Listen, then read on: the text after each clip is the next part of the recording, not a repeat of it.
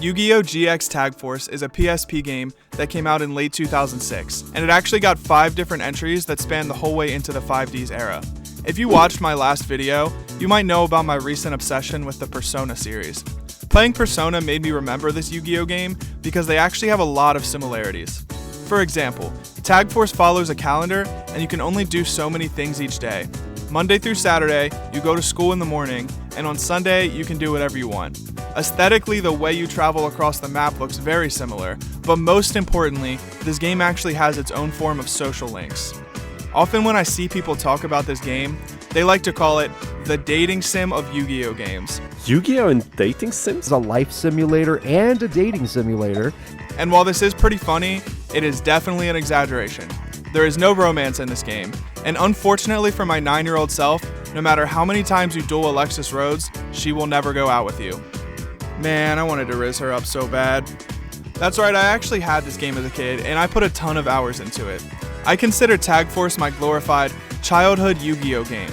I had a few other ones, but they were either insanely difficult, Thank you. What? Or just didn't make any sense to my underdeveloped baby brain. So I didn't play them nearly as much as I played Tag Force, and this game kinda holds a special place in my heart. If you're around the same age as me, and I'm willing to bet you are, maybe you played this game too. If you did, I have just one question for you. What's it like to be almost 30 years old? Does your back hurt? Persona 3 was released just 5 months before Tag Force, and it was perceived very well, being named the best role-playing game on PlayStation 2 by multiple sources. Which begs the question, was Tag Force actually influenced by this game, or are the multitude of similar mechanics just a coincidence? We will never truly know the answer, but one thing I do know is, after almost 20 years of owning this game, it is time for me to actually beat it.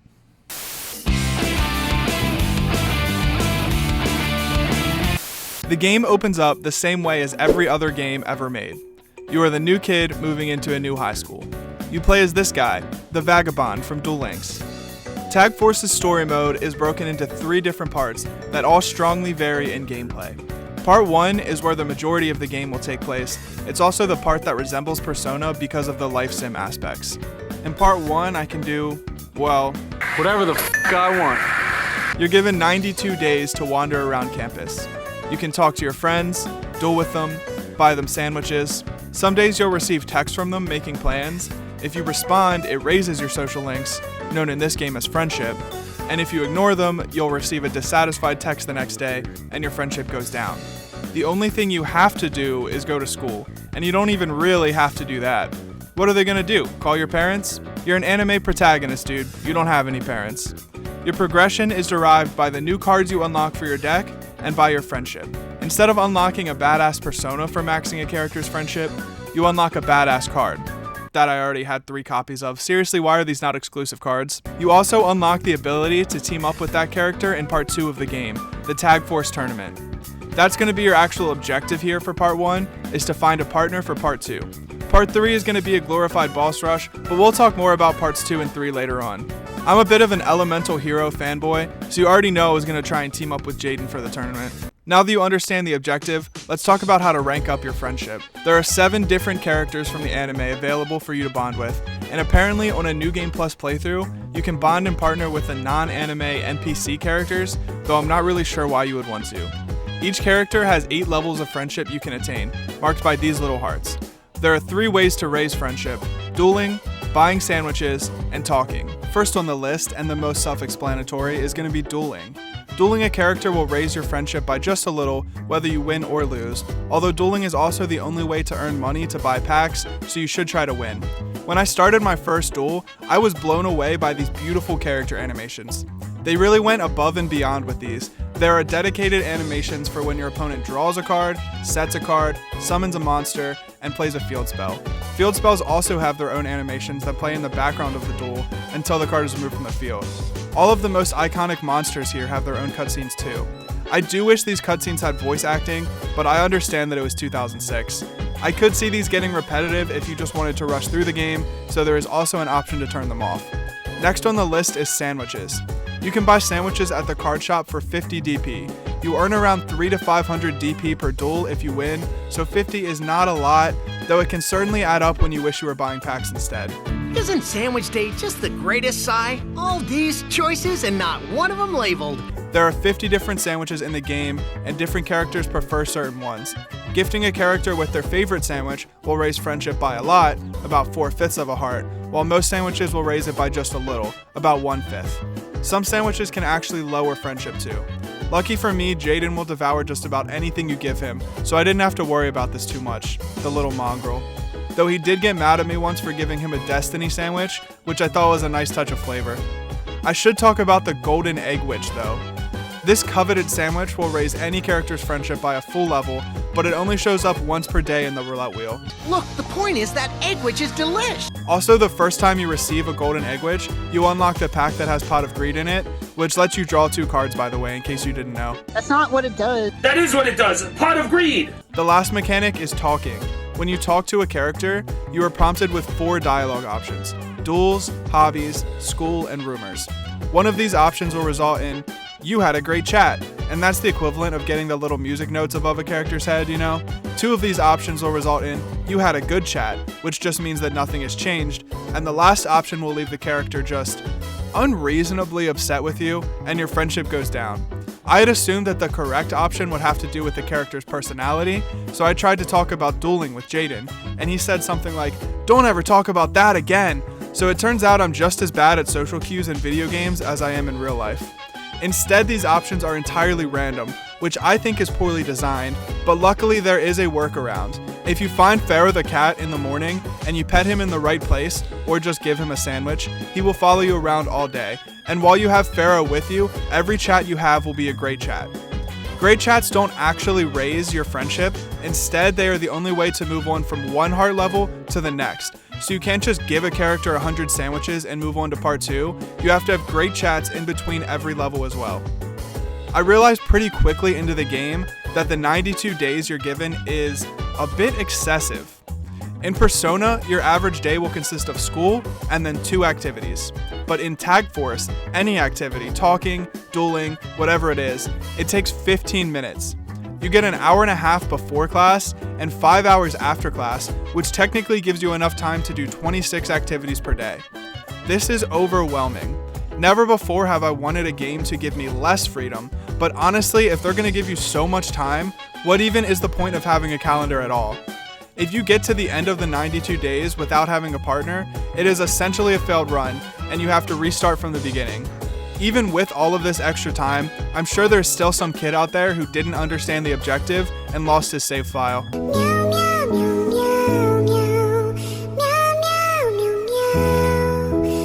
I guess the reason they give you so much time is for the completionists out there that want to max out every friendship. I only wanted to max out one friendship though, and even with all of the time that I wasted, I completed this in about 25 days. I did have one more thing to do in part 1 though, build a badass deck. Packs unlock in the shop in various different ways.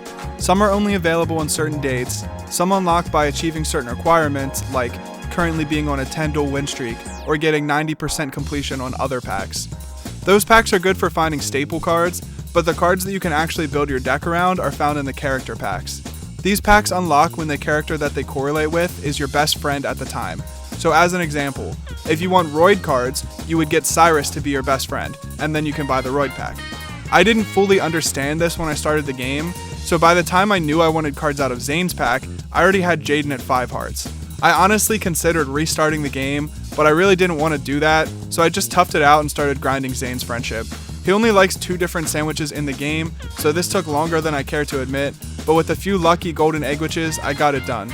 Now that Zane's pack was unlocked, I needed a bunch of DP so I could buy some packs. Enter Nova. Nova is an NPC Obelisk Blue duelist at the Academy. His deck features mostly draw cards, with very few monsters and very little interaction outside of Book of Moon. But because he is an Obelisk Blue duelist, he drops a lot of money when you beat him. And unfortunately for Nova, I'm about to make this man my bitch.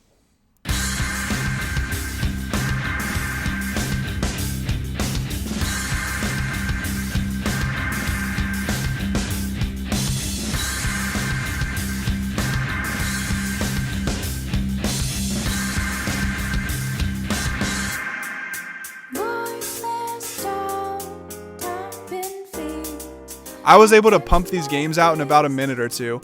I bullied this kid for 2 hours straight while I was watching a movie, and that should give me enough money to build the deck that I want to try and beat the game with.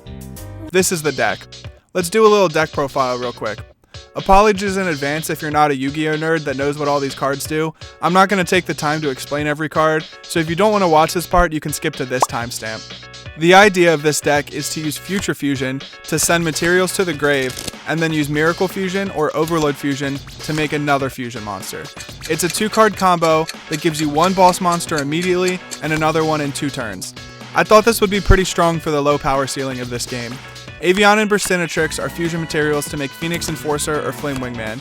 E-Call is mostly just to thin my deck so I can draw my power spells, but I can pull out Sparkman as a halfway decent beater that I can later use with Miracle Fusion to make a Shining Hero.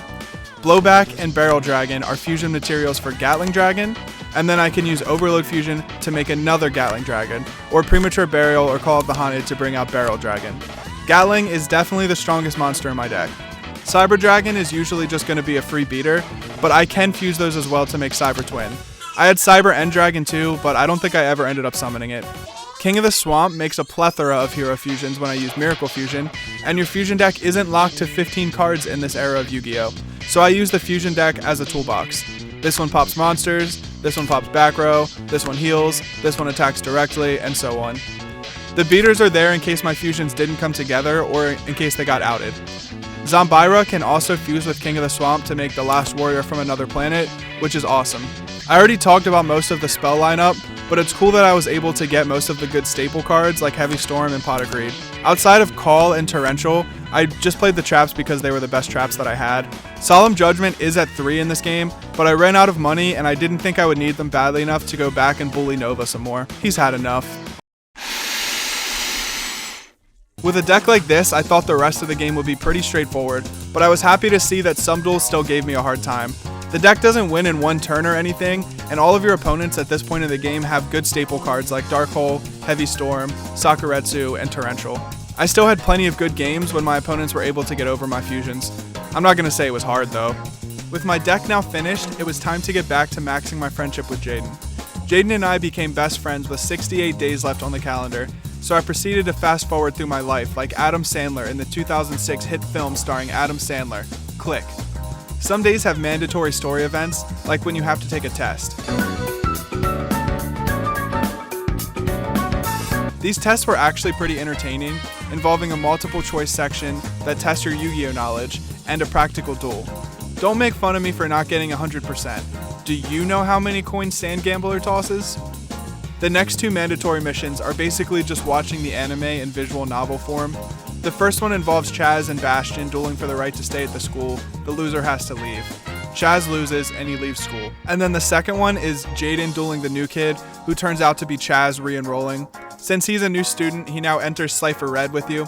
If you wanted Chaz to be your partner, you actually have to wait until this point in the game to interact with him, since when he is in Obelisk Blue, he deems himself too good to interact with you. Both of these story missions involve you watching 2 anime characters have a duel, which brings me to an issue that I have with this game's story mode. When I play a video game, I want to be the main character.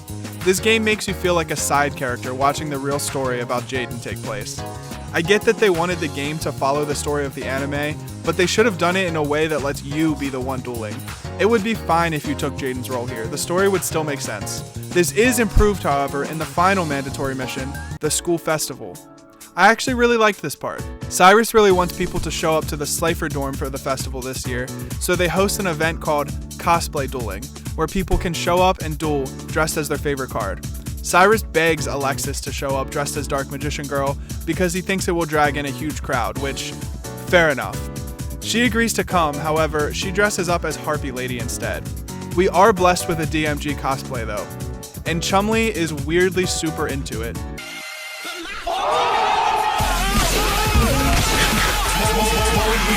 Then just as Cyrus is starting to think that the event will be a failure, the real Dark Magician Girl shows up to duel you, fully equipped with character animations and all of the best magician cards like Magician of Faith and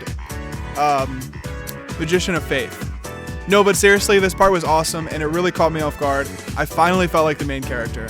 And apparently after this duel, you can find her behind a waterfall, and if you gift her a golden egg sandwich, you can partner with her for the tournament, which is super cool. As great as that sounds, I have to stay loyal to my boy Jaden and sleep through the last 20 days of part 1.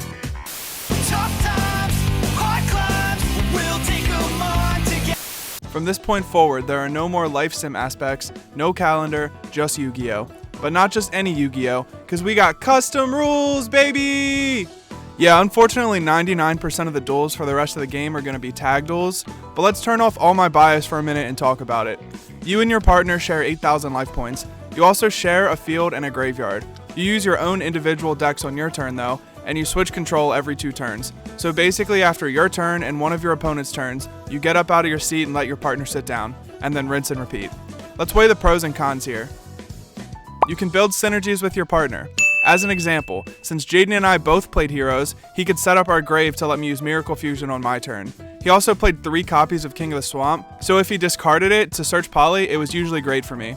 I'm sure you could build your whole deck around synergizing with your partner, but I spent a lot of time on my deck and I didn't want to change it. Playing with 2 decks can add new layers of strategy. If I run out of cards, my partner could do something like set a Pot of Greed to let me get back into the game, or they could set a Poly that is dead for them while you have the fusion materials in your hand. Unfortunately, the AI isn't really programmed to do cool things like this, nor is their deck built for it. I tried to do things like set an e-call for Jaden when he needed a more, and then for whatever reason he just doesn't use it. Which brings me to the most obvious downside of a game like this. Your partner's AI is f***ing stupid. The AI is programmed to react to different things in certain ways, instead of using actual logic. As an example, they are programmed to use Heavy Storm no matter the cost if it goes at least +1. So if you have 2 Speller Traps on the field, but your opponent's team has 4, then you would be using 3 cards to out 4 cards. A good trade, yes? But what if my 2 spells are Future Fusions that are attached to 2 boss monsters? Now Heavy Storm is using 5 cards to out 4 cards and wiping our field during the process. See the problem? The AI plays some cards very poorly, like Solemn Judgment, Creature Swap, Torrential Tribute, the list goes on. These horrible plays have a pattern, so you can typically see them coming if you're paying attention, and it is so frustrating knowing that the game should be yours, but your partner is inevitably going to f*** it up. On the plus side though, the moments where Jaden made the perfect play that won the game had me hyped up and cheering him on, which is pretty fun in its own way. It feels like that could be a pro, but that fun is only derived from the fact that 9 times out of 10 it's going to feel like your partner is a 9-year-old. Maybe because this game was made for 9-year-olds. Huh. 75% of the game, you are not playing the game. Another obvious downside, unlike normal card games where you're in control 50% of the time, in a tag duel, you are really only making actions for 1 out of 4 turns. This point pretty much speaks for itself, so I don't have a lot to say here, but this is obviously a lot less engaging than a one-on-one. Apologies if you are a fan of tag duels, it's just not for me, and honestly, it's not really how I remembered this game. I think the idea of skipping through the calendar like Adam Sandler in the 2006 film starring Adam Sandler didn't really click with my 9-year-old self, and I don't think I ever made it past the 92 days that are part 1. But you know what? Hell yeah. When I was a kid, Yu-Gi-Oh! Was something special to me. I would duel with my friends at recess, then come home and duel with my little brother or my dad. Did you know that I knew how to play Yu-Gi-Oh! Before I knew how to read? Yu-Gi-Oh! Was my preferred method of escaping from reality, and I think it carried that role for a lot of kids, and even teenagers and adults too. I was just excited to bring that escape with me wherever I wanted on my PSP. Just like real life, video games shouldn't always be about racing to the finish line. It shouldn't always be about winning or losing. Sometimes it's okay to just hang out, forget all your problems, and just duel. Because it's fun. And that's what video games are really about anyway. Just having fun. Psych, let's beat this shit. The goal of the tag team tournament is to earn 90 medals and qualify for finals. You start with 10 medals, and then you can wager them in tag team duels. I hoped that meant that I could wager 10, and then 20, and then 40, and make it to finals in 4 duels, but you can only wager 5 at a time, so it'll take a minimum of 16 duels to qualify for finals, plus 2 more for each time you lose, 1 being the game that you lost, and 1 for the game that you have to play to earn your medals back. I think it took me 20 duels. You could absolutely save scum before each duel in case you lose, but that's baby mode. You can duel some of the anime characters in this section, but you're also going to have to duel a bunch of random NPCs too. Once you get 90 medals, you can show up to the special finals arena. There's a bunch of teams that qualify for finals too, so it's not as simple as one boss battle. The first duel in the finals arena is with the Paradox brothers. For some reason in my memory, these guys are from Season 1, not GX, so I'm not really sure what they're doing here, but fair enough. They use Gate Guardian cards, of course, but they never actually pulled off summoning one against me. The next team is Crowler and Chumley. Poor Chumley. It's like when the last kid in class didn't get picked as a partner, so he gets stuck pairing with the teacher. Their decks can put up a ton of big guys like Ancient Gear Golem and Big Koala, and I actually had some good games with them in round 1 of the tournament. It didn't go as well for them in finals though. The third round is against Bastion and Alexis. They sat behind a Scapegoat and a bunch of set monsters for a really long time, but they never put up anything vicious, so when I finally broke through, the game was over. And then in the actual finals, you go up against Zane and Cyrus. The cyber monsters are extremely powerful, and Zane has all the good cards, so I was hoping for a really good game here. Zane plays 3 Metal Reflect Slime, a free summon trap monster with a real thick booty.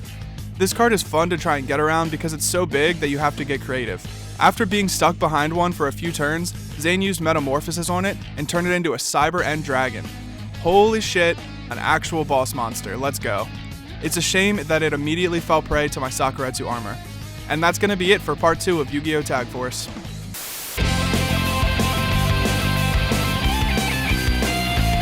So now you're the champion of the Tag Force tournament. Finally, you get all the recognition you deserve as the true main character.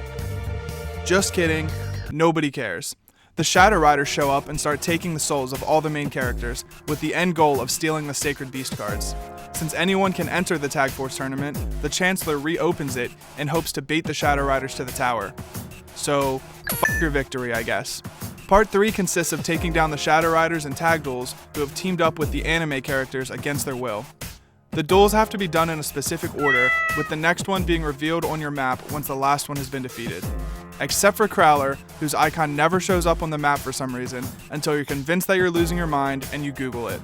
The first duel is against Bastion, who gets taken over by Tanya because of boobs. Classic Bastion. Oh, I'm sorry, honey. Am I distracting you again with this talk about how much I love you? I'm head over heels. Yes, me too. Tanya. Yuck. Donzalug takes over Chaz by telling him that he's pretty. Abidos takes over Cyrus because he's an absolute beta. They get Alexis by sending in her zombified brother, so that's pretty messed up. Titan didn't have to try very hard to get Crowler, since apparently he's the one signing their checks. Also, Titan says, beat me and you can have back Crowler's soul, though it looks like you don't really want it anyway, which is good stuff. Zane gets taken over by a vampire mommy, because she has mind control. Ah! I take the mommy thing back. Then after dueling Zane and the scary vampire lady, you can head to the finals tower to fight the final boss. Kagamaru is waiting for you here, and for whatever reason your duel with him is a one-on-one. I'm not really sure why they did this when every duel leading up to this point was a tag duel, but no complaints. The final boss has 2 phases, being 2 different duels with different but similar decks, both built around the Sacred Beast cards. The Sacred Beasts are the GX retrains of the Egyptian god cards, but instead of sacrificing 3 monsters to play them, they have different summoning requirements. Ravael sacks 3 Fiend types, Uriah sacks 3 trap cards, and Hamon is 3 spell cards. To summon Ravael, he plays swarmy Fiend type monsters like Giant Germ, and for Uriah, he plays annoying Floodgate type trap cards. These traps do a decent job at slowing down the game, being Fairy Box and Ordeal of a Traveler. He actually summoned Uriah in the first duel against me. This guy is definitely really big, and he could have been a problem that towered over my board, but I had a Soul Taker in my hand, so that's how the first game went. Then he uses the power of the Sacred Beast cards to turn into a young man again, and the second duel starts. Ordeal of a Traveler doesn't work as well when you only have 1 card in hand. Kind of an underwhelming final boss, honestly. I mean, it makes sense to build him around the Sacred Beast, but unfortunately those cards aren't very good. Not until 15 years later anyway, once they got a structure deck. The game wraps up here with Kagamaru saying, I'm sorry I stole all your friends' souls. I just wanted to be young. And you're like, oh you. And all of your friends finally recognize you as the main character, and they argue about who gets to duel you next. Kagamaru chimes in and says, next time I will duel you without the Sacred Beasts. And it's like, yeah, you'd probably have a better chance. And then the Chancellor chimes in too, and he says he wants to duel you. Perfect opportunity for a secret super boss. What a blunder. Konami, hire me next time you make a 20-year-old Yu-Gi-Oh game. Also, I think it's really funny how they made these awesome portraits of every character, except for Jaden and Chaz. Instead, they recycled screenshots of them from the story mission in part 1, and they thought we wouldn't notice. Next, you unlock all the Sacred Beast cards and New Game Plus, and you watch the beautiful credits roll featuring all of the character and monster animations. And just like that, I have finally beaten my childhood Yu-Gi-Oh game.